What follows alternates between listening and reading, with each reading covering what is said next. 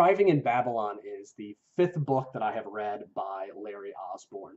And Larry Osborne is one author that I see as sneaky good. He doesn't have a cult or passionate group of followers like a Tim Keller or John MacArthur or John Piper or Rick Warren. But every book I've read by his, I end up finishing it and thinking, that was really good. And Thriving in Babylon is no exception. Throughout the book, I kept thinking to myself again and again, oh, that is so right. Or more people need to read this. Or if only the church could start living like Daniel, we would solve so many of our problems in the way that we interact with the world. Thriving in Babylon walks us through the Old Testament narratives in the book of Daniel as he uses the stories about Daniel being an exile in Babylon to teach us how we should live as exiled Christians in America today. All too often, we end up fighting wars over politics or obsessed with prophetic details, or we have wars over the world's morality, and it ends up being to the detriment of our Christian testimony. When God calls his people instead to be obedient, to have the right perspectives on history and eternity, to endure through our trials, to be confident in our God, and to be courageous in the face of evil. All too often, the church gets caught up in winning political wars or fighting for some kind of national morality code, a morality that we dream existed a couple of generations ago, but in reality was never present anywhere at all.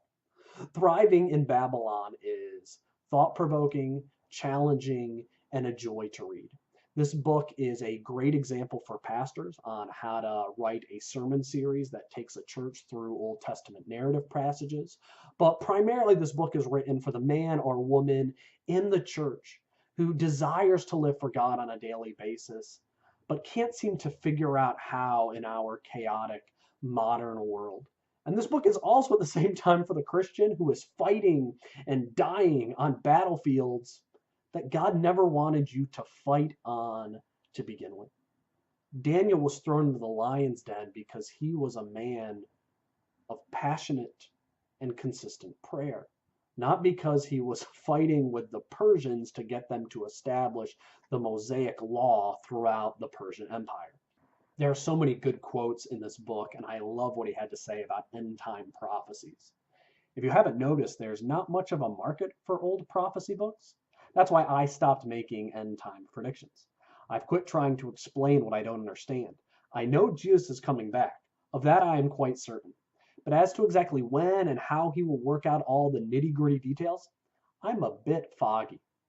Even better is his section on our struggle with evil and the immorality that is surrounding the church today.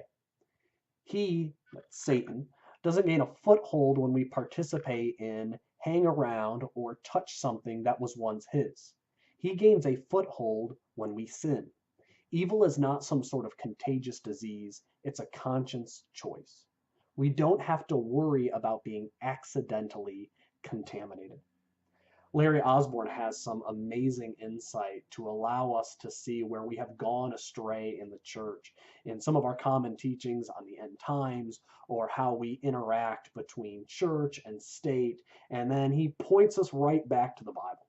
We all need encouragement to be consistent in our obedience to God's word in our current culture and not to assume what biblical behavior should look like.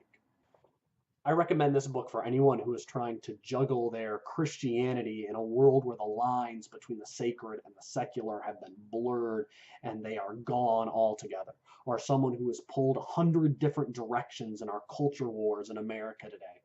Instead, let's follow the example of Daniel. Let's learn how to navigate life in 21st century America with the same wisdom and the same holiness that Daniel possessed as he moved through his Babylonian culture that was farther removed from God than even our American culture today. Please comment below if you'd like to share your thoughts on living as a Christian in a very unchristian world. How should we look toward outsiders? How should we engage in the world of politics? Also, take a moment to subscribe to the Rev Read YouTube channel so you can stay engaged and connected to the world of Christian literature to help keep you on the narrow path toward the gospel of Jesus Christ.